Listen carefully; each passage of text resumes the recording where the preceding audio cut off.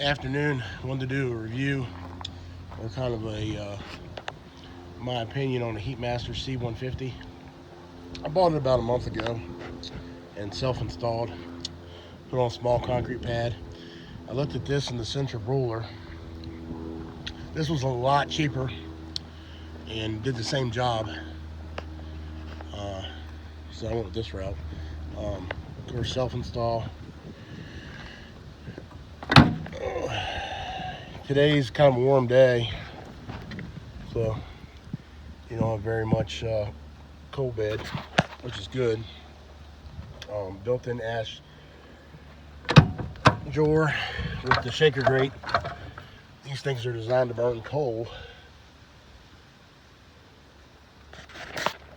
which is what that's for. Overall, very pleased with it. Heats our cabin. We have a big open room. Has a thermostat. It's set max temp 180. Kicks on when it hits 170. It heats the water. A lot of things that when I was researching how to install them, I didn't see many videos on like how people did the backs and the plumbing into the house.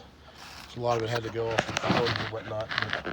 But the dealer sold me a Taco or Taco, however they pronounce it, 007 pump. I guess time will tell if that's a very good pump. But you have to get the pump comes pump only, and then you have to buy these flanges separately. Of course, they come plumbed with the shutoffs for the supply. There's the fan kicking on, and the return. So this is the water going to your house, which should go to your house at whatever your set temperature is. I spray foamed the hole to make sure no water got down in there, because the last thing you want to do is get water in there. And another thing I did was put a shutoff before and after the pump, so in case you ever have to service the pump, you don't have to drain all the water out of it. It's not a bad idea. Like I said, there is a shutoff on the return. You can see it back there. Yep. Pretty simple. We only did 42 feet in the ground. Just wasn't that far of a run to the, you did through there underneath the porch. We're down in the ground, I don't know, about 18, 20 inches. I had a main electrical line coming through here, so I had to be pretty careful. Went under the porch, and then it comes in the house. I'll take you to the inside install here in a second. So we came inside through the wall. Like I said, spray foamed all my cavities, filled that back in.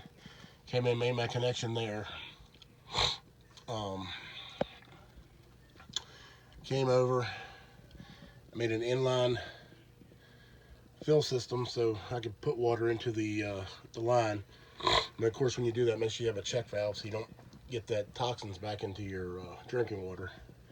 I did it both ways because of where I put the turn off. This just goes to my outside sillcocks, so it's not as important, but just in case, I didn't want to like be spraying myself or garden hose or whatever with that stuff. And then of course I have an inside drain to help purge the air. That's just temporary, it's not even clamped. I was going to do something more permanent here when I get some time. And then from there, we came over to the hot water tank with the inline plate exchanger. It was pretty simple. I had to do some copper to make it more sturdy. Using that CPVC, that would never supported that weight of that heat exchanger. Anyway, from there, you go over to the HVAC room, which goes under the steps, and over there. I'll see you in a minute over there. From there, we came under the steps, ran it along the ceiling, and then came over here to the coil that's installed into the HVAC unit. That the air blows across it's relatively warm, but it heats the house very well. When we started the install, our propane was at 70%, and it's still at 70% a month later. That's what I like to see. Should save money over the winter or whatnot, but I got all the supplies from PEX Universe. Not very happy with the little clamps. They keep breaking from the heat and the movement of the I guess the 1-inch PEX. So that, like I said, I doubled some up. Some even that actually has 3, but it's keeping them from breaking. I guess it's the heat and, you know, stopping and going on the movement of the water. I don't know. I'm just guessing. I think that one's broke. I'm probably gonna do some kind of permanent strapping around the trusses, but for now, I just keep replacing them. I bought 100 of them, so we're good for a little while. So overall, let's talk cost. As far as wood goes, we kind of have a pretty good supply of that. Tons of down trees. You can burn pine and junk in there. Now the wood I already had previously chopped up was meant for our inside fireplace, so the wood pieces are much smaller. As a result, I had to split some stuff bigger, because with the smaller stuff you were constantly feeding the fire, and we weren't getting but like 6 to 7 hours out of a burn. But when I went to this bigger stuff, I'm getting a good 12 hours. You can actually burn bigger stuff than that, but I wanted to make sure it was dry since I just split it. But that wood has been sitting over there. I have piles of woods over there. Probably a year and a half. So, but it's, I don't know, about 17 to 20% moisture. This stuff over here is like 11 or 12. There's a little bit of difference, but for the most part, if you stick it in there and once that smoke blows over, it dries it out relatively fast. You do get some moisture down the bottom where it comes out the ash pan, but that's to be expected. There's your water gauge. Like I said, I fill from the inside, but if it gets too full, it will overflow out. We've had a lot of warm days the last few days, and I have to keep a monitor on the temperature because it has risen up 190. It's a little sketchy, but there you go. You have the fire going right now. And it was, when I originally was out here, it had nothing. Once that blower gets blown across those coals, it fires right up. Heats that water back to 180 and it shuts off.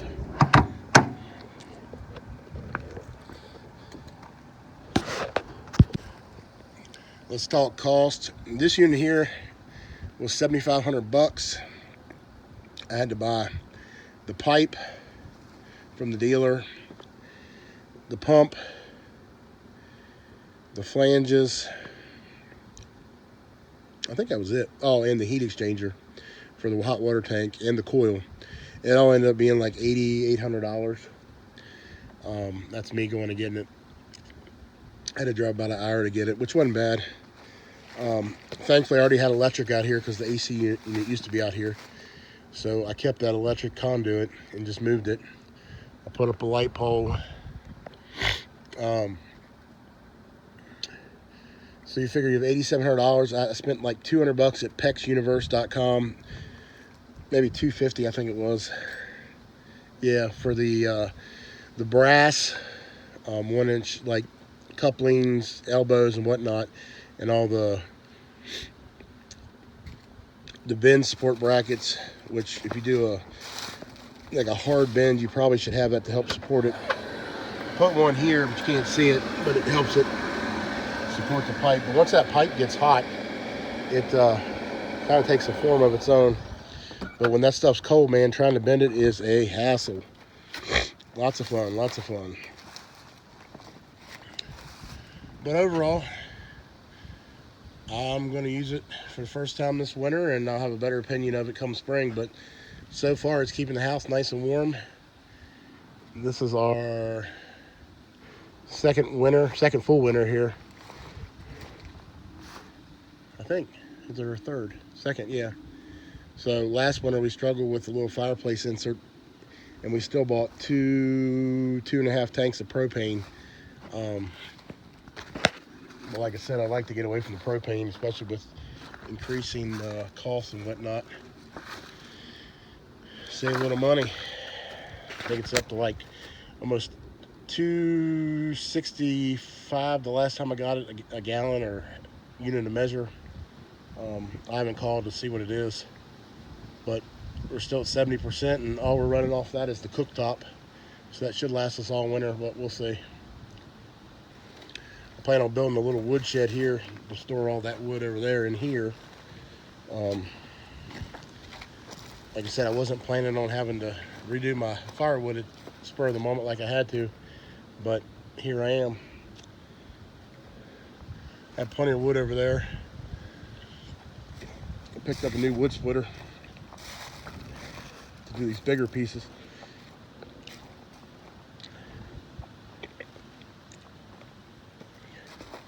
Now, I usually store all my firewood behind that wall over there in these IBC totes.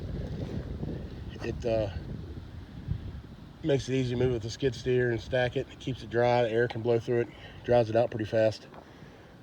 These are the last couple totes we had to fill, but now that we've gone to this bigger wood, I kind of stopped filling them. We just split all this the other day, but like I said, we got huge rounds. I've got some big trees that fell in the last windstorm to cut up and split. But most of these rounds here I'll probably split once, because that stove will take them. If you can fit it in that hole, it'll take it. And the bigger they are, the longer they last, is what I'm finding out.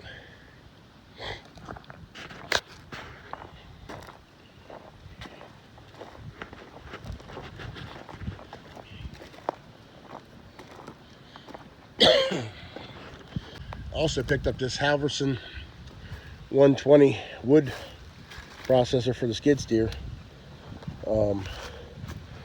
So far, the limited use I've got use of it, it's very fast and efficient. However,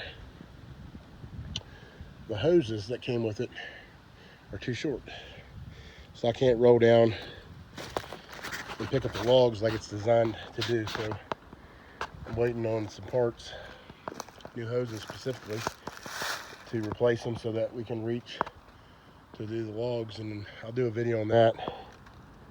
It's pretty cool and nifty. It's fast, and like I said, pretty efficient. You can do a log in about 2-3 minutes tops. That's cut and split. Of course, I have the 6-way wedge, which I ordered this before I did the stove. Knowing what I know now, I might have to order a 4-way or just a single wedge, but I will probably a 4-way. We'll see. Looks like you can drop that down too and make it a 4-way. I'll have to look at it. Like I said, that's another video after I've had time to run it and play with it and figure it out. But exciting. But got hooked up to the Takeuchi TL12 R2. And that's the other problem I have, is the this machine sits probably, I don't know, a foot and a half taller than, you know, most of your Bobcats or your traditional skid steers, and that's part of the problem why the hoses don't reach. But we'll get that fixed. Okay, well, thanks for checking in and checking the video out, and I'll let you know how winter progresses and how the stove works out, and pros and cons, and if it was good investment. Stay tuned.